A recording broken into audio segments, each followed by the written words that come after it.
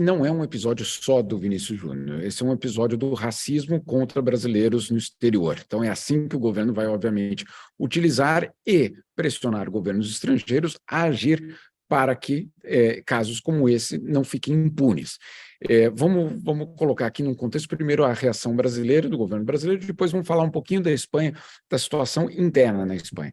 No que se refere ao governo brasileiro, há em primeiro lugar, uma convocação à embaixadora da Espanha em Brasília, ela vai ter de se apresentar ao Itamaraty, e o Itamaraty, então, vai expressar essa insatisfação, não em relação a esse caso específico, mas em relação ao fato de que esses casos estão se sucedendo sem qualquer tipo de punição. Então, o que o governo vai fazer é, basicamente, chamar os espanhóis a agir, né, a punir casos de racismo. Esse é um primeiro ponto que o governo brasileiro vai fazer. O governo brasileiro, olha só que coincidência, isso é absolutamente coincidência, no dia 9 de maio, Aniele Franco, ministra... Então, a gente tem a fala dela aqui, viu, Jamil? A gente tem, eu queria até acrescentar, a gente acabou de chegar à fala da ministra da Igualdade Racial, a Aniele Franco, falando da ação do governo brasileiro. Acho que complementa o que você está falando. Vamos assistir um trechinho. A gente foi na comitiva com o presidente no início do ano. Nós voltamos lá no dia 9 de maio agora para assinar esse memorando de entendimento entre ambos os governos, né? Já está assinado. E a gente estava assim para notificar, e quando a gente começou a pegar o histórico da La Liga, como eu falei, a gente via que casos como esse já tinham ocorrido, obviamente, não tão grave quanto esse, não direcionado, né, com toda a repercussão que teve como o de ontem, e a La Liga não se posiciona. É inadmissível que o próprio presidente e diretor, né, o cargo que ele ocupe lá, culpe o Vinícius. Então, por isso, o que a gente fez agora? Com o governo da Espanha, junto com a ministra da Igualdade, a ministra Irene, que tem dentro do seu ministério uma diretora negra, né, que é a Rita, a gente vai, através do Ministério Público, notificar para que seja investigada a La Liga todos os casos. Não dá para a gente ficar só na coisa do repudiamos, numa nota, sem ação concreta. Então, a gente agora vai para cima com o Ministério Público de lá, para que eles sejam notificados e investigados. E respondam pelos seus atos. Ministra, até Tá aí, o Jamil, acho que complementa o que você estava falando, a fala dela, na boca dela, né?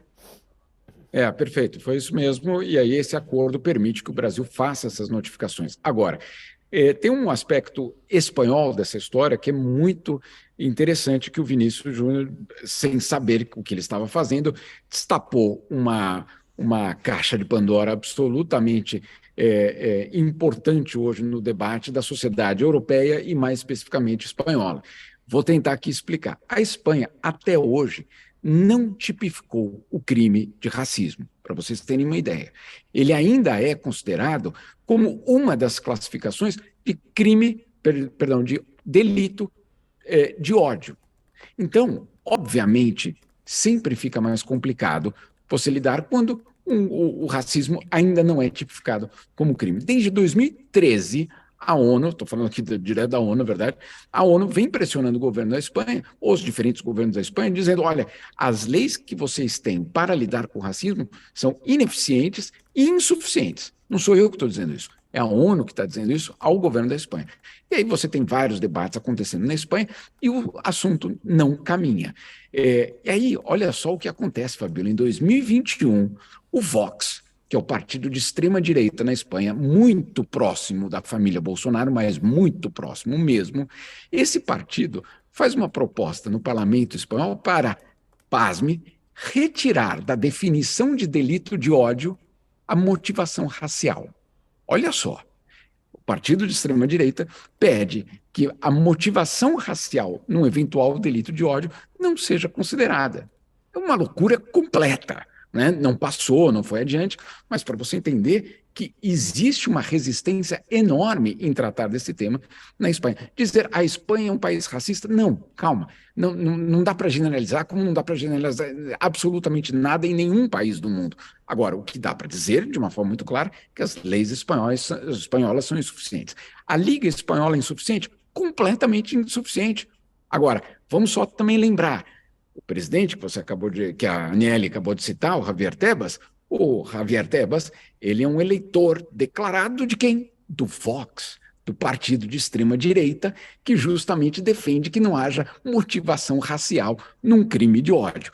Enfim, não é por acaso essa gritaria. E o que o Vinícius Júnior fez, insisto, talvez sem saber, é colocar um dedo na ferida aberta que vive hoje a Espanha. A Espanha que não lidou com os crimes do Franco, que não lidou e não lida com a situação da colonização, que tem um enorme problema em aceitar essa diversidade e que vive ainda dizendo como hoje, se vocês pegarem um dos jornais ali de Valência, o Jornal de Valência, a capa do Jornal de Valência é um insulto à humanidade, dizendo pare de provocação, Vinícius, isso na capa do jornal, né? E dizendo que foi um caso isolado de racismo, ou seja, olha, na verdade isso que era muito pequenininho, na verdade foi ele que provocou tudo isso aí. Enfim, para vocês entenderem, não só isso, a presidente da Comunidade de Madrid, que é de um partido de direita, do PP, dizendo que a Espanha não é racista e que olha só a comparação que ela faz. Parece brincadeira que eu vou falar, mas não é. Nem o Vox era brincadeira, nem isso que eu vou falar agora é brincadeira. Ela diz o seguinte, que isso acontece com todo mundo, inclusive quando o rei da Espanha vai ao estádio, ele também é alvo de ofensas. Fica difícil, ou ela não entendeu o que é racismo, ou ela não quer entender o que é racismo, ou uma parcela da sociedade espanhola tem muito medo em abrir esse debate no país. Nossa, é muito grave. Aliás, um dos assuntos agora, uma hashtag que está subindo bastante aqui é La Liga racista, que foi justamente a postura, né, do presidente da La Liga, que pegou e até colocou um vídeo do Vini expondo ele mais uma vez, né, o Jamil, foi um absurdo, e ele até está analisando a possibilidade de deixar a Espanha. A gente até ouviu hoje mais cedo Marcelo Carvalho, que é do Observatório do Racismo no Futebol, e ele disse que o Vini não deve deixar a Espanha, porque aí vai ser justamente uma vitória dos racistas nisso. Só que como pedir para ele lutar mais? Como pedir para ele aguentar mais isso? Como é que é? Não dá nem para imaginar a dor de você estar no centro do campo e você ser xingado por boa parte de um estádio, chamando de macaco. Não dá nem para imaginar isso. Como pedir para ele ficar, né, Jamil? É muito complicado esse pedido, mas esse pedido, se ele vier com muito apoio, com muita pressão internacional, com pressão dos patrocinadores, por exemplo, né? Vamos saber quem são essas marcas que patrocinam a Liga Espanhola, vamos ver quem exatamente são essas marcas que associam a sua imagem à imagem dessa Liga. Se for algo, se for não, tem que ser, não pode deixar a um menino de 22 anos sozinho lutar contra tudo isso. Obviamente que não.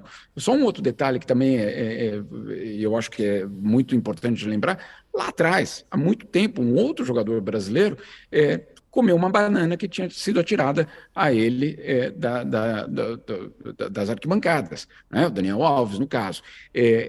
Esse não é um problema novo.